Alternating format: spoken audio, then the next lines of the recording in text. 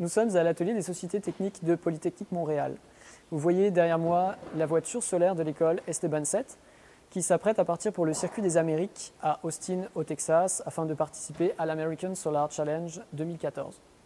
Cet événement est très important pour nous, pour nos commanditaires et pour nos familles, puisqu'il vient clore 2 ans de développement, de fabrication, ce qui est un délai assez long pour un projet étudiant. À cette occasion, nous allons vous proposer un bilan quotidien de la journée en compétition, ainsi qu'une présentation de chaque membre et de sa contribution au projet. Le journal d'Esteban, épisode 1, ça commence maintenant.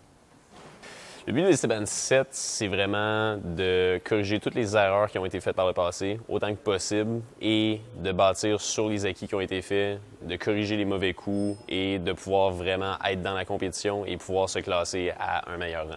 On a un véhicule qui est énormément amélioré par rapport à la dernière fois. On a amélioré tous les aspects qui étaient vraiment problématiques, qui ont miné Esteban 6 puis qui l'ont mené à une performance qui était moyenne. Cette fois-ci, on veut vraiment viser une meilleure place, on veut viser une performance, on veut se classer. Bref, on ne veut pas dépendre des autres, on veut aller chercher notre propre performance.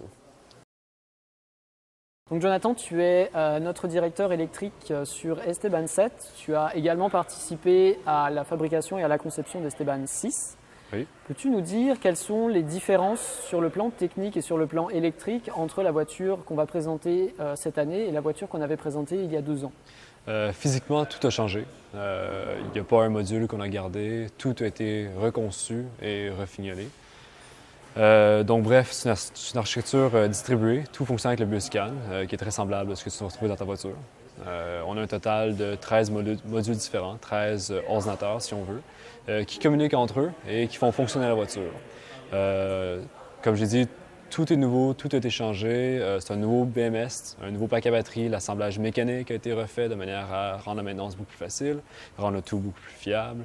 Le volant a été refait, la console a été refait, bref. C'est entièrement nouveau, c'est un redesign complet. Okay.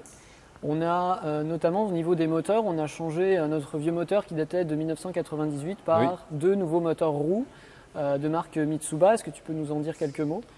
Bon, côté moteur, c'est beaucoup plus efficace que ce qu'on avait avant.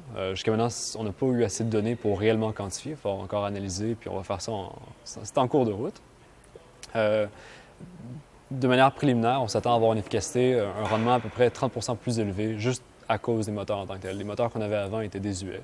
Ça faisait une dizaine d'années qu'Esteban les utilisait. En fait, c'était les mêmes moteurs qui avaient été utilisés dans la première voiture, qui ont été rembobinés depuis, puis qu'on avait utilisés dans l'Esteban 6. Donc, leur rendement était assez faible.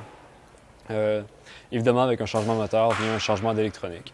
Donc, les contrôleurs de moteur ne sont pas les mêmes.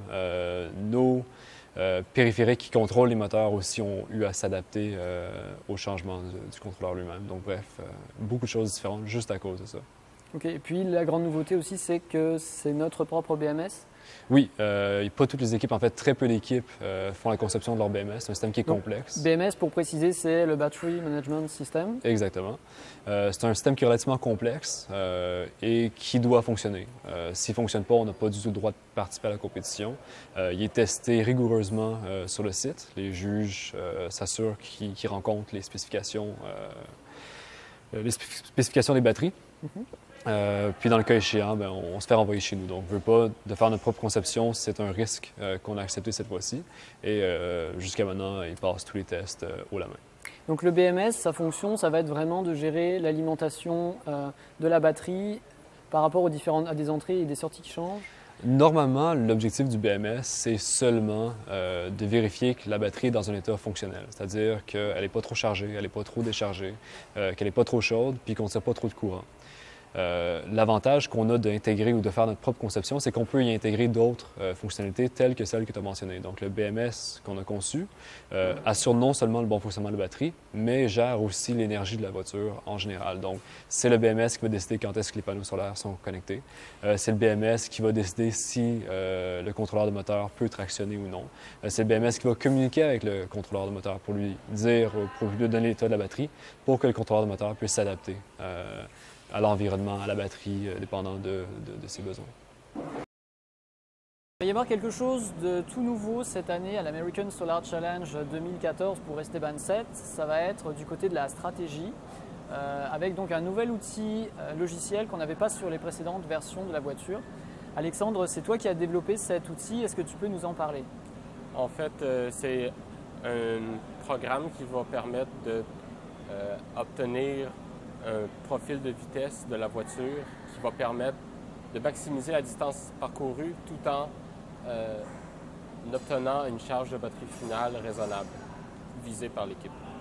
Ok, donc on cherche à maximiser la vitesse moyenne du véhicule, on cherche donc à maximiser l'efficacité également, tout en s'assurant qu'on ait un niveau de charge de la batterie qui soit contrôlé au début et à la fin, c'est-à-dire sans consommer outre mesure l'énergie de la batterie.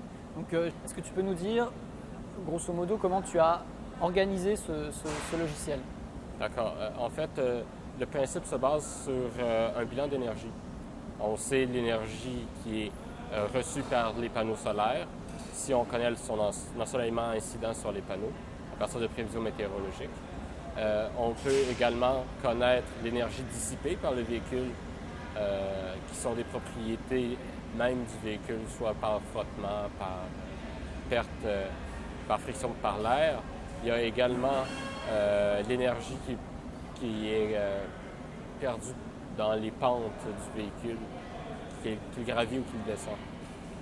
Donc, se basant sur ces principales sources et pertes d'énergie, on peut établir quel serait le niveau de batterie final après un certain parcours. Le journal d'Esteban, c'est fini pour aujourd'hui.